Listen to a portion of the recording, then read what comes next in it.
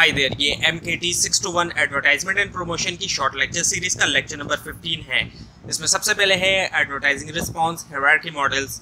सो 4 response hierarchy models है। पहला है आइडा मॉडल। आइडा जो एक एब्रीविएशन है attention, interest, desired and action की। और उसके बाद है फिर हायरार्की ऑफ इफेक्ट मॉडल। ये जो मॉडल है ये डिस्क्राइब करता है स्टेप जो कि एक कंज्यूमर गुजरता है जिनसे परचेज करने से पहले। और उसके बाद आता है फिर इनोवेशन एडॉप्शन मॉडल। ये मॉडल डिस्क्राइब करता है कि कैसे कंज्यूमर अडॉप्ट करता है न्यू प्रोडक्ट्स या टेक्नोलॉजीज को। और फिर आता है इन्फॉर्मेशन प्रोसेसिंग मॉडल। ये मॉडल डिस्क्राइब करता है कि कैसे कंज्यूमर प्रोसेस करता है इन्फॉर्मेशन को प्रोडक्ट या सर्विस के बारे में।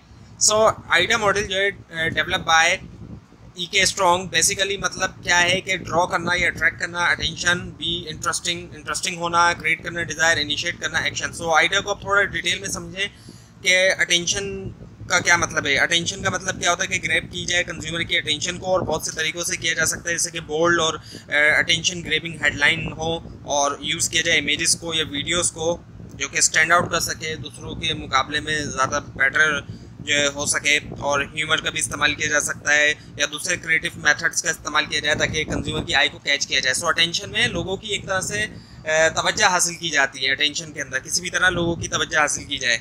एक्चुअली यहाँ पर लोगों से मुराद कंज्यूमर की बात हो रही है। और फिर जो है इंटरेस्ट। अब इंटरेस्ट के अंदर क्या होगा कि जब अटेंशन उनकी ग्रैब हो गई, उनकी तवज्जो हासिल कर ली गई, अब जो है वो इंटरेस्ट पैदा किया जाए प्रोडक्ट या सर्विस में। जब तवज्जो हासिल कर ली तो उसके बाद, और तवज्जो हासिल करने के बाद अब इंटरेस्ट पैदा करने के लिए ज़्यादा डिटेल बताई जाएगी, ज़्यादा इन्फॉर्मेशन दी जाएगी प्रोडक्ट के बारे में। उसके फीचर या बेनिफिट्स को हाईलाइट किया जाए। स्पेशली बेनिफिट्स कहते हैं कि बेनिफिट्स जो है वो सेल करते हैं प्रोडक्ट को as compare to features. So benefits के ऊपर ज़्यादा फोकस किया जाए, और अगर ऑडियंस फीचर को भी समझ सकती है तो फीचर्स को भी फिर हाईलाइट किया जाए और डेमोस्ट्रेट किया जाए, इस चीज़ को दिखाया जाए कि कैसे प्रोडक्ट जो है वो सॉल्व करेगी प्रॉब्लम को या कंज्यूमर की नीड्स को पूरा करेगी। और उसके बाद फिर डिज़ायर। अब डिज़ायर के अंदर क्या होता है कि डिज़ायर पैदा की जाए प्रोडक्ट या सर्विस के बारे में।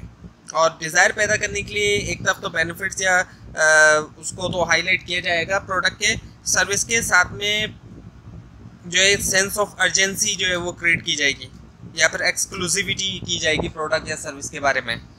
और उसके बाद फिर एक्शन है। अब एक्शन के लिए कंज्यूमर को एनकरेज किया जाएगा कि वो किसी भी तरह एक्शन ले या परचेज करे, और ये करने के लिए क्लियर या कंपेलिंग कॉल टू एक्शन होना चाहिए, जैसे कि बाय नाउ। अक्सर आपने देखा होगा बाय नाउ इस तरह करके एड्स में आ रहा होता है, या फिर साइन अप टुडे, ये सब किया जाए। और या फिर ऑफर किया जाए उनको इंसेंटिव्स या बोनस ताकि वो कोई एक्शन ले सकें। और गोल यही होता है इस स्टेज का कि बस अब कस्टमर को, कंज्यूमर को जो है वो कन्वर्ट करना है, उसका जो इंटरेस्ट है उसको कन्वर्ट करना है डिज़ायर को कॉन्क्रीट एक्शन में, कि वो साइन अप करे या परचेज करे सर्विसेज के लिए या प्रोडक्ट वगैरह के लिए। सो अब आपके सामने आइडिया मॉडल दिखाया जा रहा है यहाँ पर कि अटेंशन है जिसके अंदर कॉग्निटिव है, स्टेज लर्निंग और थिंकिंग है। इंटरेस्ट है और डिज़ायर है जो कि अफेक्टिव है, स्टेज फीलिंग है। और एक्शन है जो कि बिहेवियर है, जिसमें स्टेज एक्टिंग है या डूइंग है। सो हायरार्की ऑफ इफेक्ट्स मॉडल के अंदर जो कॉग्निटिव स्टेज है उसके अंदर अवेयरनेस और अंडरस्टैंडिंग है, और अंडरस्टैंडिंग नॉलेज है। और उसके बाद फिर लिंकिंग प्रेफरेंस कन्विक्शन है जो कि अफेक्टिव स्टेज है, और फिर परचेज आया था, बिहेवियर स्टेज आता है। और अडॉप्शन, इनोवेशन अडॉप्शन मॉडल में हमारे पास अवेयरनेस है, और जिसके अंदर कॉग्निटिव स्टेज है जो कि कॉग्निटिव स्टेज में होता है, और फिर इंटरेस्ट इवैल्यूएशन है जो कि अफेक्टिव स्टेज में, और फिर ट्रायल एंड अडॉप्शन है बिहेवियर स्टेज में। और फिर इंफॉर्मेशन प्रोसेसिंग मॉडल जिसके अंदर प्रेजेंटेशन, अटेंशन और कॉम्प्रिहेंशन है कॉग्निटिव स्टेज में, यील्डिंग, रिटेंशन अफेक्टिव स्टेज में, और बिहेवियर जो बिहेवियर स्टेज के अंदर आ जाता है।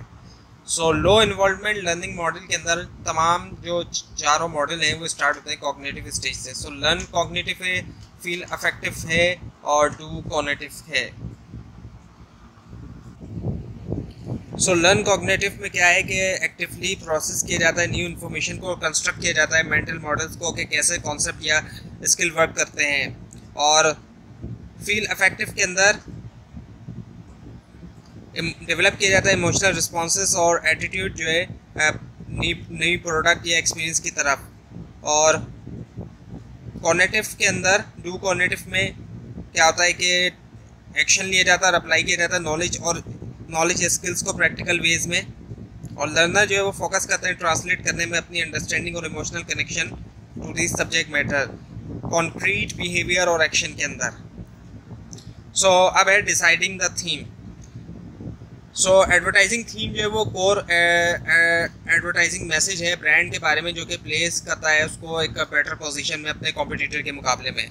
सो थीम जो है वो सेंट्रल मैसेज या आइडिया है जो कि एक ब्रांड जो है वो कम्युनिकेट करना चाहती है अपनी टारगेट ऑडियंस से एडवर्टाइजिंग कैंपेन के ज़रिए, और ये फाउंडेशन है ब्रांड एडवर्टाइजिंग स्ट्रेटजी की, और हेल्प करता है ये डिफ्रेंशिएट करना अपने आप को कॉम्पिटिटर्स से हाईलाइट करते हुए, यानी कि अपनी जो प्रोडक्ट है उसको डिफ्रेंशिएट करना कॉम्पिटिटर्स से हाईलाइट करते हुए यूनिक सेलिंग प्रोपोजिशन या key benefits. So process required जो होता है गेट बिग आइडिया, वो क्या है? सो फैक्ट फाइंडिंग है जिसके अंदर प्रॉब्लम डेफिनेशन है, यानी कि आइडेंटिफाई करना, डिफाइन करना प्रॉब्लम को जो कि ज़रूरत है जिसको सॉल्व होने की। और उसके बाद है फिर प्रिपरेशन में क्या होता है कि आप गैदर करते हैं, एनालाइज करते हैं पर्टिनेंट डेटा जो रिलेट करता है प्रॉब्लम से, और फिर आता है आइडिया फाइंडिंग जिसके अंदर आइडिया प्रोडक्शन है, यानी कि आप जनरेट करते हैं टेंटेटिव आइडियाज़ जितने पॉसिबल हो सकें जिनसे प्रॉब्लम सॉल्व होती है, और फिर आइडिया डेवलपमेंट आ जाता है, यानी कि आप जो है वो क्या कहते हैं रिजल्टिंग आइडियाज़ जो होते हैं प्रोडक्शन स्टेज से उनको लिया जाता है और ऐड किया जाता है उनको दूसरों के साथ। सो आइडियाज़ को रिप्रोसेस किया जाता है मॉडिफाई करते हुए या कंबाइन करते हुए दूसरे आइडियाज़ के साथ ताकि डेवलप किया जाए उनको फर्दर। सो गोल ये होता है कि रिफाइन करना आइडियाज़ को और उनको ज़्यादा जो है वो कॉन्क्रीट करना, फिजिबल करना और प्रैक्टिकल। सो स्टेप्स जो है एक अच्छी थीम के लिए वो क्या है? क्रिएटिव आइडिया, यानी कि आइडिया जनरेशन। सो इस स्टेप में क्या होता है कि ब्रेनस्टॉर्मिंग होती है और जनरेट किया जाता है क्रिएटिव आइडियाज़ को जो कि यूज़ किया जा सकता है जिनको एज अ बेसिस के तौर पे एडवर्टाइजमेंट के लिए।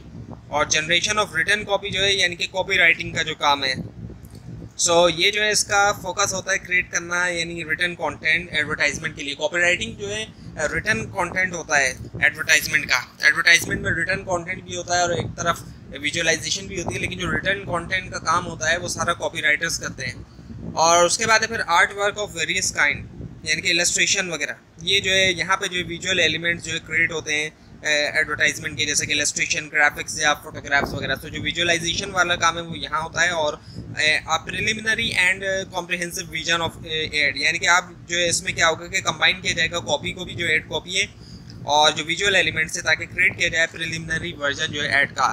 सो डेवलपिंग एडवर्टाइजिंग कैंपेन के अंदर 3 एलिमेंट्स जो है वो एसेंशियल है। टारगेटिंग द ऑडियंस, जिन तक आप रीच करना चाह रहे हैं जिनको आप, और मैसेज स्ट्रेटजी, यानी कि आप क्या कहना चाहते हैं उनसे, और मीडिया स्ट्रेटजी, कब और कहाँ जो है आप उनको रीच करेंगे।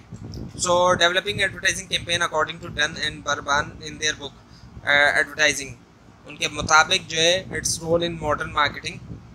सो एक एडवर्टाइजिंग कैंपेन के अंदर इंक्लूड होता है, क्या शामिल होता है? सीरीज ऑफ एड शामिल होता है जिनको प्लेस किया जाता है बहुत से मीडिया के अंदर, जो कि जिनको डिज़ाइन किया जाता है मीट करने के लिए ऑब्जेक्टिव्स, और वो बेस करते हैं analysis of marketing and communication situation पे।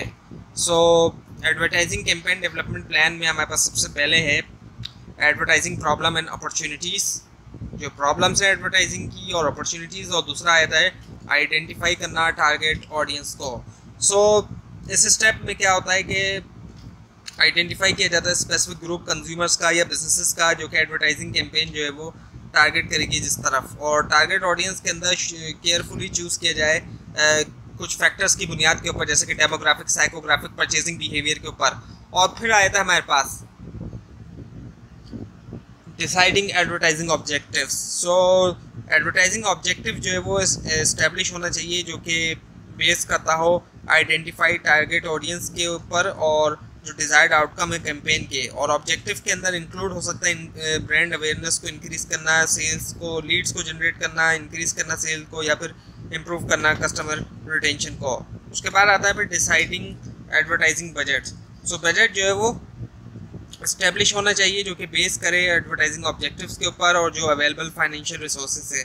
और बजट जो है वो एलोकेट होना चाहिए डिफरेंट एडवर्टाइजिंग चैनल्स के ऊपर ताकि मैक्सिमाइज़ किया जाए इम्पैक्ट जो है कैंपेन का। और फिर प्रोडक्ट पोजीशनिंग है। सो प्रोडक्ट या सर्विस जो वो पोजीशन होती है इस तरीके से कि वो डिफ्रेंशिएट करे किया जाए उसको कॉम्पिटिटर से, और वो मीट कर सके, पूरा कर सके नीड और डिज़ायर टारगेट ऑडियंस के। और फिर है finding advertising theme. So theme जो है वो सेंट्रल आइडिया, ये कॉन्सेप्ट है जो कि गाइड करता है डेवलपमेंट क्रिएटिव एलिमेंट्स जो है कैंपेन के। और फिर है क्रिएटिव स्ट्रेटजी, जो क्रिएटिव स्ट्रेटजी है इसके अंदर क्या होता है कि डेवलप किया जाता है विजुअल और मैसेज एलिमेंट्स कैंपेन के, जो कि बेस करता है एडवर्टाइजिंग कैंपेन थीम के ऊपर एक्चुअली। और फिर है अदर टूल्स। अब जो अदर टूल्स हैं इनमें पहला टूल है सेल्स प्रमोशन का। सेल्स प्रमोशन का मतलब शॉर्ट टर्म मार्केटिंग टैक्टिक्स, जिनको डिज़ाइन इस तरह से किया गया है कि स्टिमुलेट करें वो सेल्स को, जैसे कि डिस्काउंट्स, कूपन्स, रिबेट, कॉन्टेस्ट वगैरह।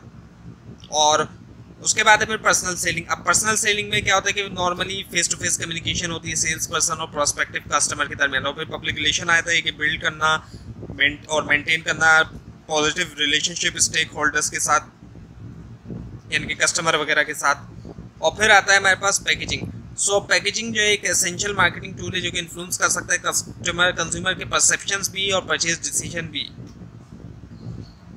पैकेजिंग के अंदर पैकेजिंग डिज़ाइन कुछ ऐसा हो कि प्रोटेक्ट करे प्रोडक्ट को, प्रोवाइड करे इन्फॉर्मेशन कंज्यूमर तक और रिफ्लेक्ट करे ब्रांड इमेज और पोजीशनिंग। और फिर डायरेक्ट मार्केटिंग है, यानी कि टारगेट करना इंडिविजुअल कस्टमर्स को पर्सनलाइज मैसेजेस, मार्केटिंग मैसेजेस के साथ कई सारे चैनल्स का इस्तेमाल करते हुए, मेल, ईमेल, सोशल मीडिया और स्पॉन्सरशिप, यानी कि प्रोवाइड करना फाइनेंशियल या दूसरी सपोर्ट एक इवेंट को, ऑर्गेनाइजेशन को या इंडिविजुअल को in exchange for exposure and recognition. तो ये थी आज की वीडियो जिसके अंदर आपको लेसन नंबर 15 करवाया गया। आपको अगर इस बार में कोई क्वेश्चन है नीचे कमेंट कीजिए, इसके अंदर कोई मिस्टेक दिखाई दे वो भी ज़रूर हाईलाइट कीजिए। और इस पूरी सीरीज़ को देखने के लिए इस चैनल को सब्सक्राइब कीजिए, बेल आइकन के ऊपर क्लिक कीजिए। Thanks for watching this video.